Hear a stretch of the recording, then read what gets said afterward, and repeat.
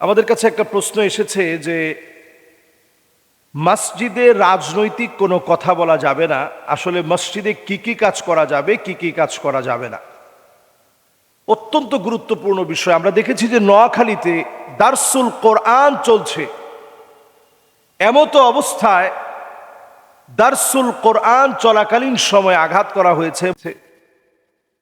আলেমে দ্বীন পর্যন্ত মসজিদের গ্লাসগুলো ভেঙে ফেলা হয়েছে। দৃশ্য দেখে আমার কাছে মনে হচ্ছিল যে যুদ্ধ বিধ্বস্ত কোনো একটা এলাকায় বর্বর একটা এইরকম ভাবে একটা মসজিদকে ক্ষতবিক্ষত করা হয়েছে। মুসলমানদের অপরাধ কি? যে মসজিদে তারা বলছে যে রাজনৈতিক কথা হচ্ছে। আচ্ছা, মসজিদ এমন একটা জায়গা, যে জায়গার ভিতরে কথা বলার ক্ষেত্রে অত্যন্ত বিনয়ের সঙ্গে কথা বলতে হয়। মসজিদে নবীজি সাল্লাল্লাহু আলাইহি সাল্লাম এই জায়গা থেকে বিচার কার্য পরিচালনা করেছেন। নবীজি সাল্লাল্লাহু আলাইহি সাল্লাম মসজিদ থেকে বিচার কার্য পরিচালনা করেছেন। বিচারিক কার্যক্রম মসজিদ থেকে পরিচালিত হয়েছে। আধ্যাত্মিক পরিচালনা কেন্দ্র ছিল মসজিদ। এবং আসহাবে সুফফার যে সাহাবায়ে কেরাম, তারা রাত দিন মসজিদে থাকতেন। তাদের কাজই ছিল মসজিদে থেকে জ্ঞান আরোহণ করে এই জ্ঞানের উপর টিকে থাকা, জ্ঞানের প্রচার প্রসার, এটাই ছিল তাদের কাজ। তো মসজিদ শুধুমাত্র নামাজের জন্য ব্যবহার হবে, এটা সেকুলার একটা চিন্তা। সেকুলারদের চিন্তা হচ্ছে মসজিদের বাইরে কোনো দিনের কথা নাই। আদ-দ্বীন হুনা, আদ-দ্বীন ফিল মসজিদ। দিনের কথা শুধুমাত্র মসজিদে হবে, বাহিরে হবে না। আর মসজিদের ভিতরে দুনিয়াবি কোনো কথা চলবে না। এটা হচ্ছে সেকুলার একটা চিন্তা। তাহলে মসজিদের ভিতরে আপনি প্রবেশ করলেন, এখানে শুধু আখিরাতের কথা বলা হলো, দুনিয়ার কোনো কথা নাই। নবীজি সাল্লাল্লাহু আলাইহি সাল্লাম এমন ভাবে খুতবা প্রদান করেননি। মাকাম রাসূলুল্লাহ সাল্লাল্লাহু আলাইহি সাল্লাম আলাল মিম্বার হাত্তা সামিআতুহু ইয়াকুল। সাহাবায়ে কেরাম বলেন যে নবীজি সাল্লাল্লাহু আলাইহি সাল্লাম যত খুতবা দিয়েছেন, আমরা খুতবাগুলো শুনতাম। ওই খুতবার ভিতরে নবী করিম সাল্লাল্লাহু আলাইহি ওয়াসাল্লাম আদালতের কথা বলেন নাই, ন্যায় ইনসাফের কথা বলেন নাই। এমন কোন খুতবা আল্লাহর হাবিব জীবনে কোনোদিন প্রদান করেননি। আল্লাহু আকবার। প্রত্যেকটা খুতবার ভিতরে নবীজি সাল্লাল্লাহু আলাইহি সাল্লাম ইনসাফের কথা বলেছেন। এই যে বললাম যে মসজিদ হচ্ছে বিচারালয়। নবীজি একজন সাহাবীকে বললেন, আফালা তাত্তাকিল্লাহ ফি হাদিহিল বাহিমা আল্লাতী মাল্লাকাকাল্লাহু ইয়্যাহ। একটা বোবা জন্তুর ব্যাপারে কি তুমি আল্লাহর কাছে জবাবদিহিতার সম্মুখীন হবা না? একটা উট নবীজির সামনে গিয়ে কেঁদে দিয়েছে। নবীজি সাল্লাল্লাহু আলাইহি সাল্লাম তার ব্যাপারে জিজ্ঞাসার জন্য দাঁড় করিয়েছেন। নবীজি সাল্লাল্লাহু আলাইহি সাল্লাম জিজ্ঞাসার সম্মুখীন করেছেন যে এই উটের ব্যাপারে কি তোমার জিজ্ঞাসিত হতে হবে না? তার মানে কি বোঝা যায়? তার মানে বোঝা যায় একটা উটের হকের ব্যাপারেও আল্লাহ সুবহানাহু ওয়া তাআলার সামনে আমাকে আপনাকে জবাবদিহিতার সম্মুখীন হতে হবে। কাজী আপনি আমি যদি সজাগ না হই, হকের ব্যাপারে সচেতন না হই, জবাব দেওয়া লাগবে। মসজিদ নবীজি সাল্লাল্লাহু আলাইহি সাল্লামের এমন একটা বিচারালয় ছিল যেখানে নবীজি সাল্লাল্লাহু আলাইহি সাল্লাম সবার খোঁজ খবর নিতেন। হকের ব্যাপারগুলো এই জায়গা থেকে আদায় করা হতো।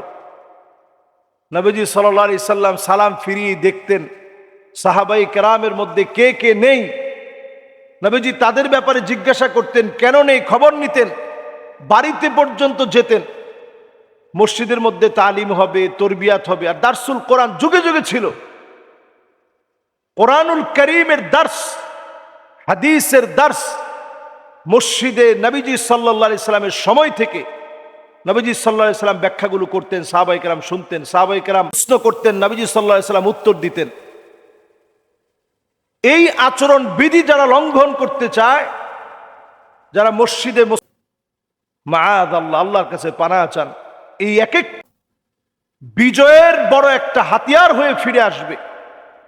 যুগে যুগে তাই হয়েছে যে আল্লাহ তাআলা সেখানে বিজয় দিয়েছেন। হারাম বিন মিলহান নামক সাহাবী নবীজির দাওয়াত নিয়ে গেছেন, কালেমার দাওয়াত দিবেন। তিনি দাওয়াত দিয়েছেন কাফেরের সামনে দাঁড়িয়ে, একলা তিনি বুক চেতিয়ে দাওয়াত দিয়েছেন, আসলিম তাসলাম, ইসলাম গ্রহণ করো, শান্তি পাবা। এই দাওয়াত দেওয়ার সঙ্গে সঙ্গে কাফের তরবারি বের করে হারাম বিন মিলহানের মাথার মধ্যে আঘাত করেছেন তরবারি দিয়ে। হারাম বিন মিলহান মাথার মধ্যে যখন ওনার আঘাত করা হলো, দর দর করে রক্ত পড়তেছে। তিনি রক্তগুলো ছুঁয়ে ছুঁয়ে বলতেছিলেন, ফুস্তু ওয়ারাব্বিল কাবা, ও কাবার মালিক, আমি বিজয়ী হয়ে গেলাম। দ্বীনের দাওয়াত দিতে এসে আমি রক্তাক্ত হয়েছি। আমি তো আজকের যে ভাইদেরকে আঘাত করা হয়েছে, আমি হারাম বিন মিলহানের সেই সময়ের পরিস্থিতি বর্তমানের সাথে আমি মিলিয়ে দেখতেছি, যে অবাক বিষয়, সেই সময়ের সাথে বর্তমানের কেমন মিল। রক্ত ঝরেছে, তিনি রক্ত ধরে বলেছেন যে আমি বিজয়ী হয়ে গেলাম। আজকেও যারা মুসলমান, এটা বিজয়ের আলামত। কাজী মসজিদের মধ্যে আমরা অনেক সময় লিখেও রাখি যে এখানে দুনিয়াবি কথা বলা নিষেধ। ভাই, দুনিয়াবি কথা কোনটা? দুনিয়াবি কথা হচ্ছে যে আমার ব্যবসায় আজকে এত টাকা লাভ হয়েছে, এই ব্যবসা বাণিজ্য আমার আছে, এই কয়টা ফ্ল্যাট আছে, এই গল্পগুলো আপনি মসজিদে করবেন না। এই জমিনকে কি করে উর্বর করা যায়, দিনকে কি করে প্রতিষ্ঠা করা যায়, এটা দুনিয়াবি কথা না। ওয়া নিহকুম বাইনাহুম বিমা আনজালাল্লাহ, কোরআন দিয়ে বিচার হবে, এটা দুনিয়াবি কথা না, এটা কোরআনের কথা। মসজিদে কোরআনের কথা হবে। ওমান আযলামু মিম্মান মানাআ মাসাজিদাল্লাহ, মসজিদে এই জাতীয় কথা থেকে যারা বাধা দিবে, মসজিদ ব্যবহারে যারা বাধা দিবে, মসজিদের ভিতরে অবস্থান করাকে যারা বাধা সৃষ্টি করবে, আল্লাহ বলছেন তাদের চাইতে বড় জালেম আর কে হতে পারে। তাহলে পরিষ্কার আমরা বুঝে নিতে পারি যে মসজিদে এই জাতীয় কথা হতে পারে এবং এই জাতীয় কথা হওয়া উচিত। এই জাতীয় কথা মসজিদে হবে। মসজিদ হবে মানবতার প্রাণ কেন্দ্র। সবচেয়ে বেশি মসজিদ থেকে মানুষ মানবতা শিখবে। এরা নিঃসন্দেহে জুলমের উপরে আছে। কোরআনুল কারীমে আল্লাহ রাব্বুল আলামিন বলছেন, ওয়ালা তারকানু ইলাল্লাযীনা যালামু ফাতামাসসাকুমুন নার, খবরদার জালেমের সঙ্গী হতে যেও না, ঠেস দিয়ে দাঁড়িও না, জালেমের সঙ্গে হয়ে লাঠি হাতে নিও না। যারা এই কাজ করবে তাদের জন্য জাহান্নাম হচ্ছে ঠিকানা। ফাতামাসসাকুমুন নার, জাহান্নাম তোমাদেরকে গিলে খাবে, জাহান্নাম তোমাদেরকে চতুর্দিক থেকে ঘিরে ফেলবে।